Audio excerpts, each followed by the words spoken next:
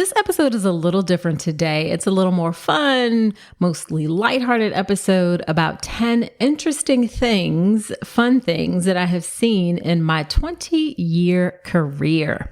Warning, there is some use of explicit language in this episode and also some more adult topic discussion in this episode.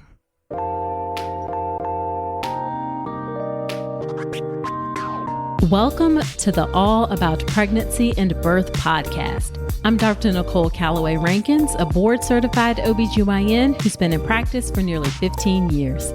I've had the privilege of helping over 1,000 babies into this world, and I'm here to help you be calm, confident, and empowered to have a beautiful pregnancy and birth. Quick note, this podcast is for educational purposes only and is not a substitute for medical advice. Check out the full disclaimer at drnicolerankins.com/disclaimer. Now let's get to it. Hey, quick note before the episode. If you've been listening and thinking, okay, but how do I actually get ready for birth? I've got something coming for you. It's the Birth with Power Pathway, and it's my new updated online birth course launching this May. I'll walk you through a step-by-step plan to get you calm, confident, and empowered. Get on my email list at drnicolerankins.com/email so you don't miss it. Hello there. Welcome to another episode of the podcast. This is episode number 193. If this is your first time listening, I'm so glad to have you. And if you've been here for a while, I'm glad to have you too. So thank you so much for spending a bit of your time with me today. So this episode is a little different. What I thought I would do, I've been thinking a lot that I cannot believe I graduated from medical school in 2002. So I have been a doctor now for almost 21 years. And just thinking back on my career, I said, you know what, let me share some of the things that have been more interesting, more fun, some lighthearted, some a little bit gruesome things that I have encountered in my career. So I'm just going to lay those out for you today. Hopefully you find some of them funny, relatable. Some of them are going to be a little bit talking about some of the difficult things that happen in my specialty as well. But I think overall you are going to enjoy it. Now, before we get into the episode, let me tell you a quick reminder. One of the things that I know for sure that I have learned that is super important as I have been in practice is the importance of childbirth education. And that is exactly why I created my own childbirth education class, the birth preparation course. It's an online childbirth education class, gets you calm, confident, and empowered to have the beautiful birth that you deserve.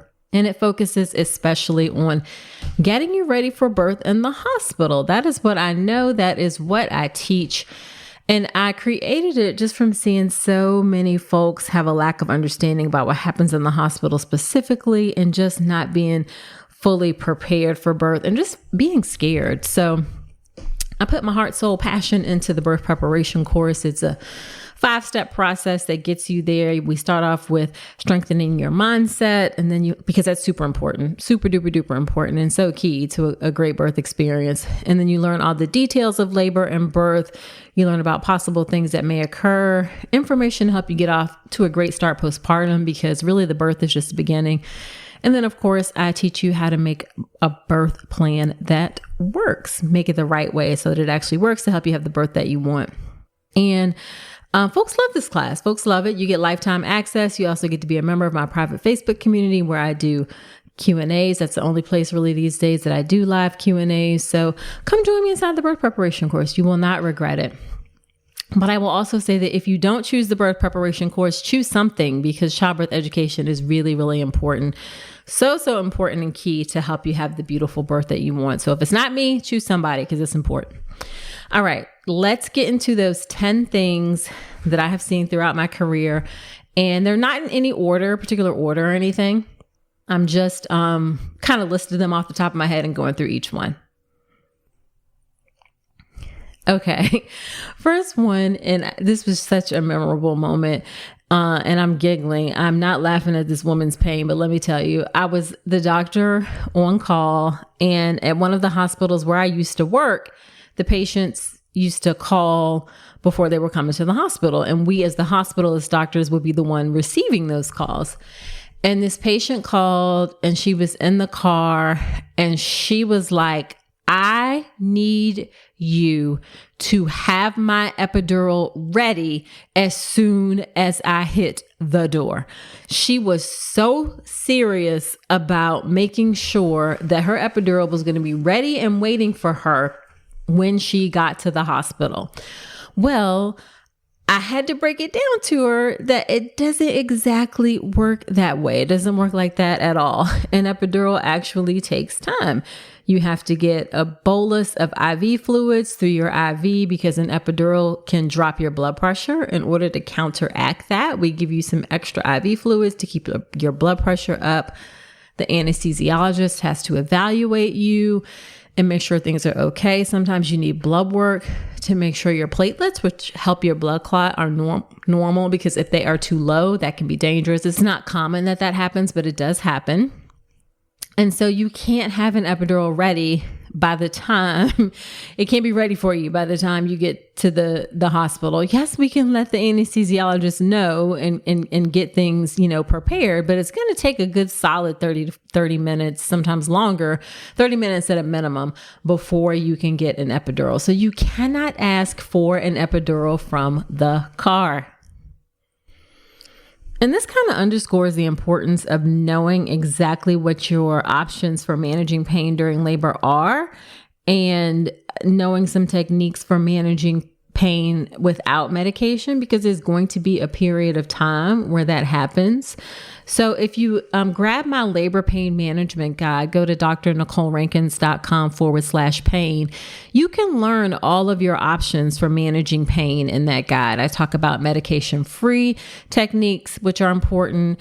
You'll learn about IV medications, nitrous oxide, also epidurals, IV pain medication. So all of that is in that guide. And I have a corresponding podcast episode that covers it too. But the guide has like some pictures and things. I think the podcast episode is episode 129. So drnicolerankins.com/episode 129. And the other thing I have about pain management and labor is a little quiz where you can test your knowledge of whether or not you are ready to manage pain in labor. And you can check out my labor pain quiz at drnicolerankins.com/quiz. Okay. Number 2, people have different reactions after they have a baby. And for the most part, it's joy and it's excitement and it's, just really happiness that the baby is here.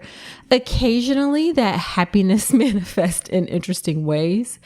One memorable experience is when this patient had been pushing for a long time. She had pushed for, I think, almost 4 hours. The baby comes out, baby comes up onto her chest, and she looks at the baby and she says, "You are finally here, you little shit." And it was just so, I know it sounds terrible, but I can tell you in the moment, it was said with the most love and appreciation and affection. I think she was just so tired and exhausted from pushing, but at the same time, happy to see this sweet little baby. And those were the words that came out of her mouth. So just know that if you don't necessarily feel immediate joy, or if some adult language, as my children says, comes out in the context of the birth process, that doesn't mean there's anything wrong with you. It doesn't mean that you don't love your child. In the moment, it can be tough. And sometimes that language is what best communicates what you are feeling at that time. Okay. All right. Now, the next 2 things are just sort of, I'll say, interesting, crazy. Let's just get into it. Okay. So the first one is, people sometimes put interesting things in their vaginas. The vagina is what's called a potential space, meaning that when there's nothing in it, the walls of the vagina are collapsed together. It's closed, but there's a lot of room to put things inside of the vagina. Remember, a whole human being comes out of the vagina. So it has potential, a lot of potential to expand. And I just want to say 3 of the most interesting things that I have seen people put in their vaginas are 1, a light bulb. Yes, a whole entire light bulb inside the vagina, which can actually be dangerous because if it breaks and the glass is there, all of those kinds of things, that can be challenging, lots of cuts and things like that. So a light bulb. Another one is candles.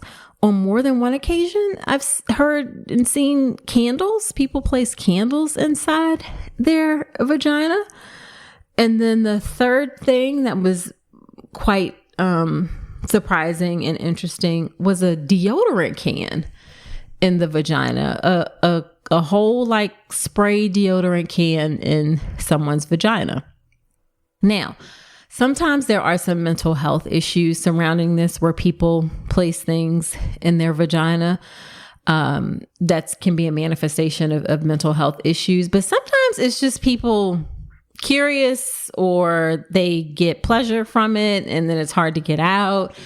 And let me be clear, you can stick whatever you want in your vagina because it's your vagina, it's your body, but just know that there can be some consequences from it. And sometimes things get stuck and they can be difficult to get out. But yes, those are 3 of the most interesting things that I've seen people place in their vaginas: light bulbs, candles, and deodorant cans. All right. The next one is kind of again, I'm gonna just get into it. People sometimes, in the context of gynecology, obstetrics, pregnancy, have sex in interesting places at interesting times. On at least 2 occasions. And I will say a couple of these things are things gratefully that I personally have never seen, but some of my colleagues have, so I just kind of know about it. But some things, actually most things I have seen, but this particular one, sometimes people have sex in the doctor's office. Not that long ago, a friend of mine was telling me one of the ultrasound techs walked in and a couple, after their anatomy ultrasound, was having sex on the counter, or people having sex in the exam room. And probably the most extreme and also most kind of skin crawling one is we found a couple having sex in the closet in the labor and delivery room, a couple hours after she had the baby. Okay. So, which is my God, you just gave birth, for goodness sakes. Now listen, I understand the appeal of wanting, I guess, spice things up or, have sex in different places or this, that, and the other. But for real, come on, in the exam room, other people are in there, you got to go in and out, find someplace else. We're trying to get patients through, sex in the exam room, sex after the ultrasound. Hold it together until you can get to someplace. Go out to the car in the parking lot, I guess, if you really need to get it in that bad. But let's refrain from having sex in the exam room, please. And sex right after birth, that's just really a bit extra. A lot of things happen down there. So, yeah, so hold off on that. Okay. So yeah, those are probably the most interesting, those are the most interesting places: sex in the exam room or sex, right after birth. Okay. The next 3 are kind of things that can happen with birth. One is a little bit more gruesome. And I should say, most of the time when I write podcast episodes, I actually write them out in a fair amount of detail. But this one, I'm kind of just doing more so flowing with it a little bit. So just flow with me as I go through these things. All right. The next one is that I have learned that we cannot predict how labor will unfold. No one can tell you exactly when you'll have your baby exactly when the baby will be here. If people are telling you things like that and they happen to be right, it is completely by chance and not because they were able to accurately guess it. We just don't have a good way of predicting how labor happens. And what I say, and I say that to say, is that you can go from being not very dilated to being completely dilated and the baby delivered. For some people, that can happen in minutes. It's not very common that it happens, but I cannot tell you the number of times I have seen, the number of times stories I've told or have been told to me where people were like, I was like 5 centimeters. And the next thing I know, I was like, I have to push. And the nurse didn't believe me and the doctor didn't believe me. And next thing, the baby's coming. Things can happen very, very, very quickly sometimes. Okay. And that leads into the next one, which means that sometimes babies will come in unusual places, probably inside of the hospital, the place that is always a bit like, you obviously don't want to happen is I have seen on more than one occasion a baby fall out into the toilet. Babies did fine, no problems, no issues, but things just happened so fast and baby just bloop, plopped right out into the toilet. I remember one circumstance, like I can see it so clearly. I was sitting at the nurse's station and I knew that a patient was getting epidural. Like I had gotten called. They said, oh, this patient, she's getting epidural. And I forgot why they had called me to see her. But anyway, I was sitting at the nurse's station. I was waiting for the anesthesiologist to finish putting in the epidural. And the anesthesiologist walks down the hallway and she says, oh, well, I didn't have to put in the epidural because the baby is out.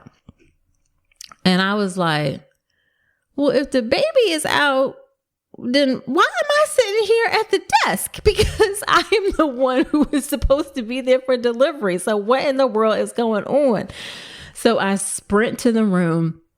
I get in the room and the patient is standing in the bathroom. The umbilical cord is like hanging down in between her legs. She looks like a deer in the headlights. Okay. The nurse had managed to get the baby and cut the cord and they had taken the baby over to the warmer, but the patient was standing there was just looking completely like, what in the world just happened to me? Okay. So we got her over to the bed and, everything was fine. But let me tell you, sometimes babies can come fast. And a lot of people think, oh, if my labor comes fast, that is really good. It's great. You get it over with quickly. However, I can tell you, it can actually be very overwhelming, feel very overwhelming when labor goes so fast, so furious that you don't have time to really process what's going on. It feels like you have no control. You can't see what's going on. Like you don't have control over anything. And it's like so much is happening to you. And it can be really overwhelming for people when labor goes that fast. So, back up and don't be too like, oh, I hope it goes super fast. Cause honestly, it really can be overwhelming. You already don't have a lot of control over the labor process, but when things go so fast like that, you can really feel like you have no control. And this kind of also speaks to, of course, there have been lots of babies, people who've come in, and I shouldn't say lots, but through my 20-year career, a fair amount where babies are born in the car, that kind of thing on the way to the hospital. That does not happen very commonly. Certainly doesn't happen very commonly for first-time moms. Most often it's moms who've had babies before. But when it does happen, babies, they're going to come when they come. And when they come fast and furious like that, they're just going to come fast and furious like that. And things tend to be fine. But again, don't always think that it's great for babies to come quickly because it can really be overwhelming. All right. The next one is a little bit gruesome. I don't want to scare you. So if you want to skip this one, hit fast forward a little bit. Women, after having a baby or in the context of pregnancy and pregnancy issues, bleeding can happen so fast and it can happen so extensively that it's really jarring, to be honest with you. It can be to the point where it literally looks like someone turned on a faucet inside of someone's uterus or vagina and blood is just pouring out. A couple of times I remember, one was a patient who was transferred from a home birth for having significant bleeding postpartum, and she was bleeding like nobody's business. I ended up having to give her something like 12 units of blood. It might have been more than that. She ended up being fine, but it can be very, very, very serious. That's one of my concerns about home birth, is that you don't have all of the resources and things that we have in the hospital to handle those emergencies. This particular patient got to the hospital very quickly and things ended up being fine. And that's what you want in those circumstances, but you just have to be careful. And then the other probably biggest one, was the biggest one, is when there was a patient with placenta previa. Placenta previa is when the placenta is covering the cervix. So it's covering the opening of the cervix. And the issue with placenta previa is that it can have a lot of bleeding. The placenta has a tremendous amount of blood that is going through it during pregnancy in order to support the pregnancy and grow the baby. And all of that blood flow happening right over the cervix, if things are stirred up or if labor starts, there can be a significant amount of bleeding, and it can be a significant amount of bleeding that happens quickly. All right.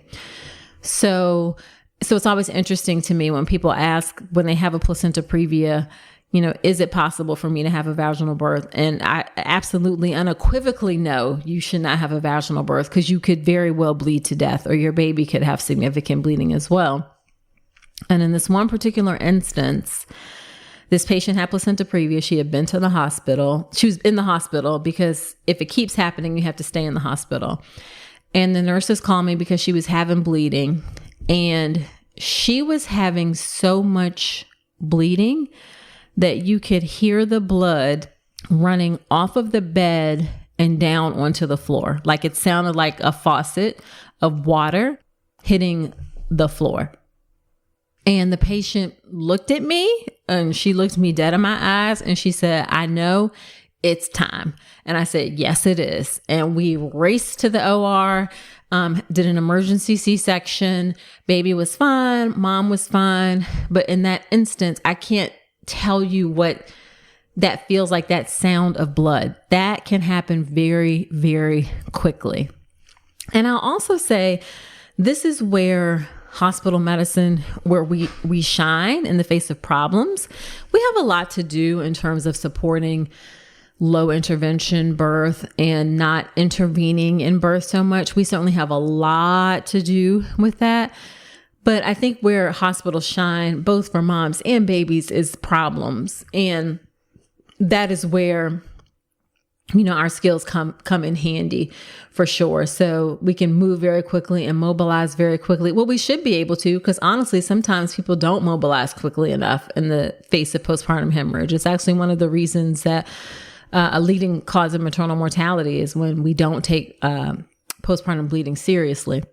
But in general, hospitals are most equipped to deal with those type of emergencies. But I'm just trying to give you a sense that it can be really, really serious, and the amount of blood that goes through the uterus during pregnancy and what can happen is really, really impressive, for lack of a better word.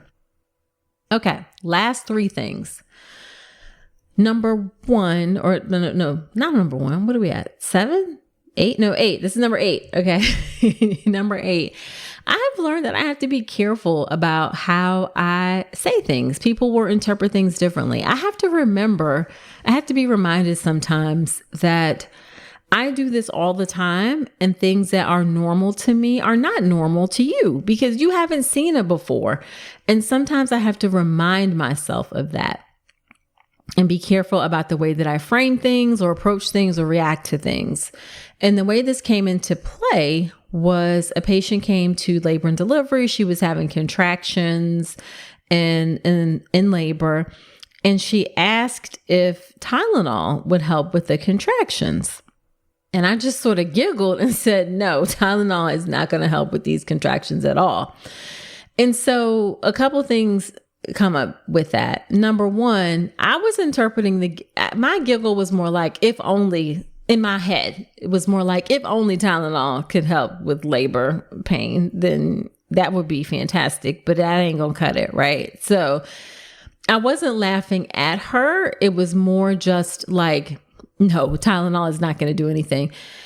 But she interpreted that as me poking fun at her about asking if Tylenol would help her contractions, help her labor pain. She actually wrote a letter to the hospital. Now, she complained about a couple of things during her hospital stay, but that was one of the things that she mentioned. And I certainly didn't mean to laugh at her at all, or like I wanted to make her feel like she was, I didn't want to make her feel bad at all. So I felt horrible about that.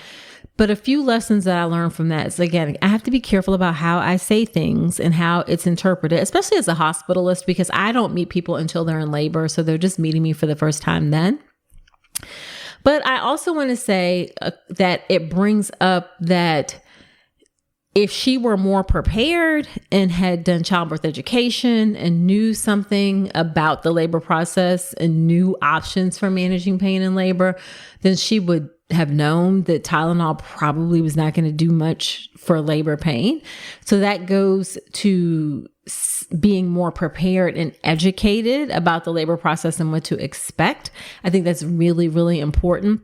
And actually, her lack of knowledge about what to expect in the labor process, that was also manifested in some of her other things that she talked about. Like, she talked about how her doctor wasn't there very much during the birth, how the doctor wasn't, present.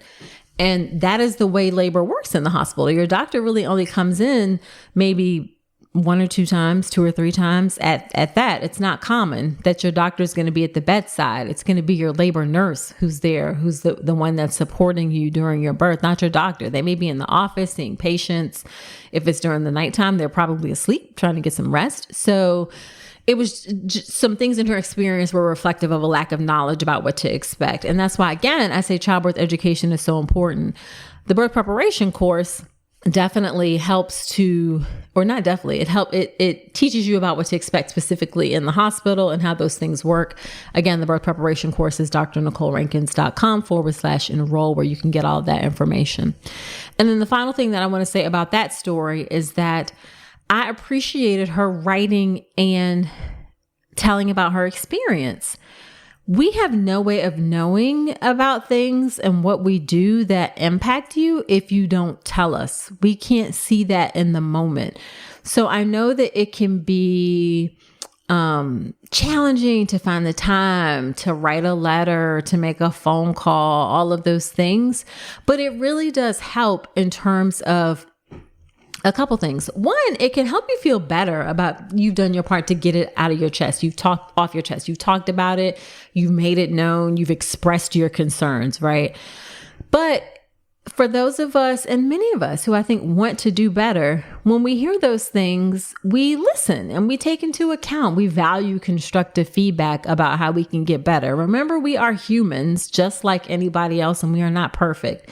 And we can't get better unless you tell us about some of the things that we're doing. So if you have some experience where you feel like you weren't treated well, or you had a concern about something, do take the time to provide that feedback. Be as specific and detailed as you can.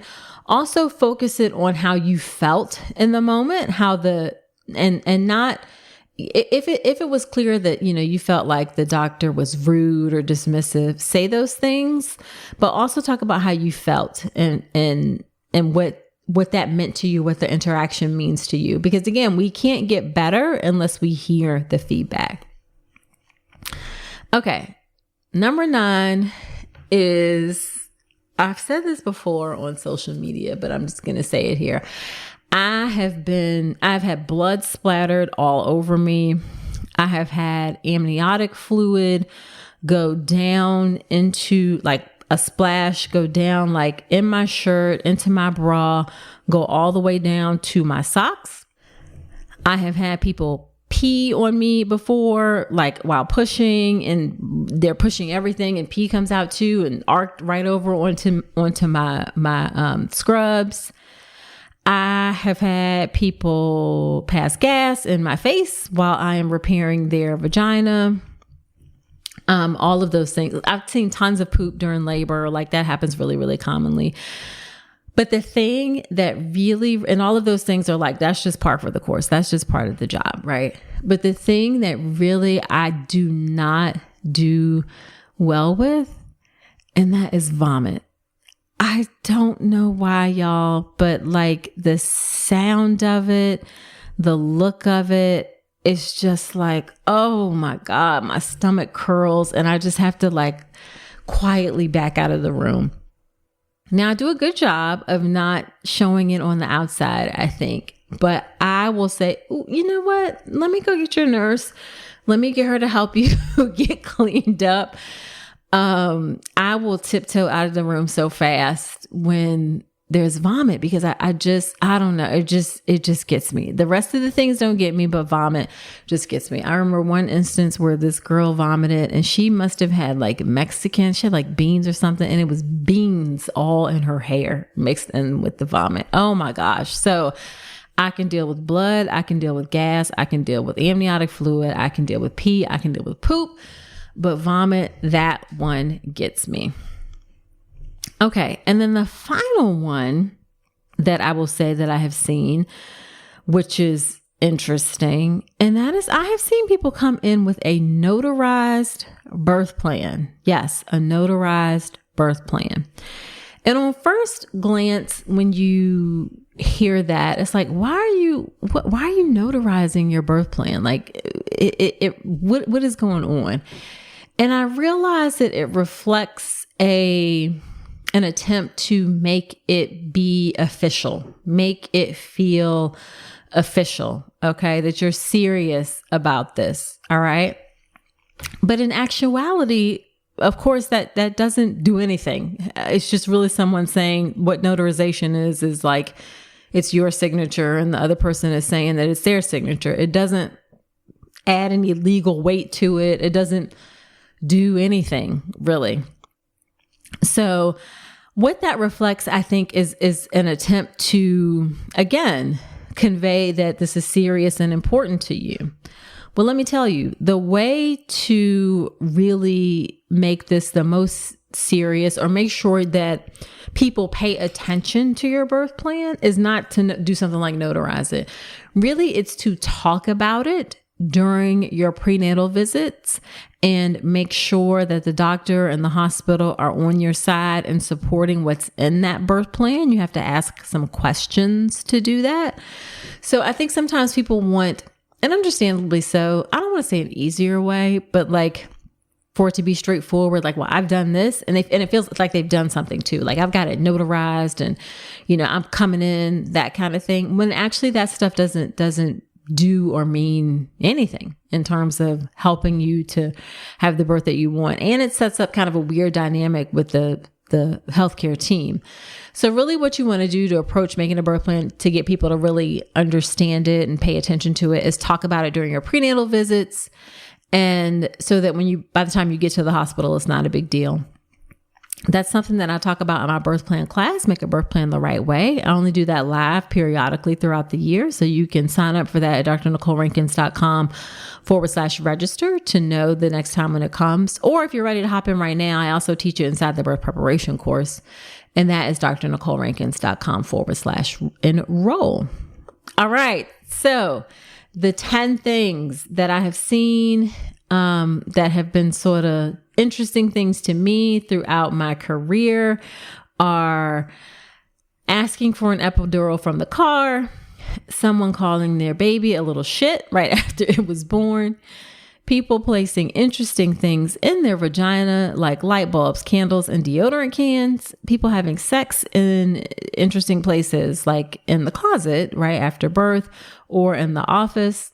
You can go from like not being dilated to baby being delivered in minutes. Labor can happen quickly. Babies being born in the toilet or interesting places. Blood can come very quickly, can sound like a faucet hitting the floor, blood hitting the floor running. It can be very, very dramatic. Number 8, I have to be careful about how I say things because it can be interpreted different ways. And in that context, if you have had a doctor that says something to you that you didn't appreciate, then definitely speak about it. Number 9, I hate vomit. I just can't. I don't like it, y'all. And then the last one, people have me notarize birth plans and what that means. Okay. Let me know on Instagram which one is the thing that is craziest. I'm on Instagram at Dr. Nicole Rankins. Which one sounds like, oh my goodness to you? Or if you have an experience or something crazy during your labor or a friend's labor or something like that, please share the story. Let me know on Instagram. DM it to me. Again, I'm there on Dr. Nicole Rankins. All right. So there you have it. Do me a solid. If you enjoyed this podcast, share it with a friend. Sharing is caring, helps me to reach and serve more pregnant folks. Also be sure to subscribe to the podcast wherever you're listening to me right now. And come follow me over on the gram. I'm on Instagram at Dr. Nicole Rankins. We can continue the conversation from here. And don't forget to check out the birth preparation course, my signature online childbirth education class that will get you calm, confident, and empowered to have a beautiful birth. So that's it for this episode. Do come on back next week and remember that you deserve a beautiful pregnancy and birth.